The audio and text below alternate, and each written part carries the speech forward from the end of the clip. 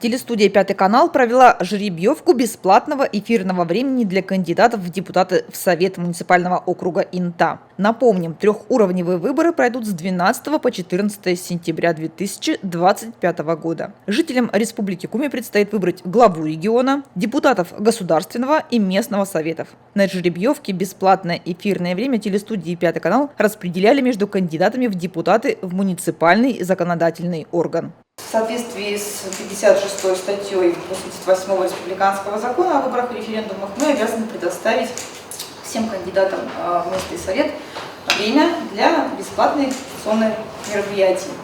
По закону это должно быть 30 минут в рабочий день, у нас 18 рабочих дней, итого 540 минут. Учитывая то, что также по закону предусматривает время для совместных агитационных, не только индивидуальных, но и совместных агитационных мероприятий. Но учитывая то, что у нас 66 кандидатов на различные округа, время выходит по 4 минуты на совместное агитационное мероприятие. Это время не позволяет нам проводить дебаты, поэтому будет у вас только индивидуальное время для выступлений.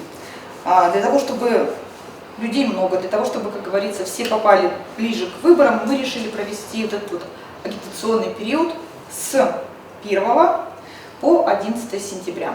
На данный момент свое желание попробовать себя на законодательном поприще изъявили 66 человек. Все они будут бороться за 20 мест в местном совете. Из них 28 мужчин и 38 женщин. Средний возраст примерно 50 лет. Есть среди желающих зумеры – люди, родившиеся в новом тысячелетии. Самому молодому кандидату 18 лет. Разница между ним и самым возрастным ровно 50 лет. В списке кандидатов как самовыдвиженцы, так и представители партий «Зеленая альтернатива», «Единая Россия», КПРФ, ЛДПР, «Справедливая Россия», «Патриоты за правду».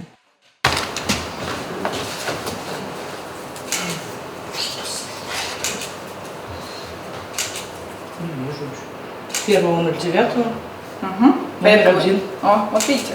Местный телеканал будет предоставлять бесплатное эфирное время в двух вечерних отрезках в 18 и 21 час в равных долях по 4 минуты 10 секунд с 1 сентября и до последнего дня возможной агитации накануне выборов. Воспользоваться возможностью или нет, каждый кандидат решает сам для себя.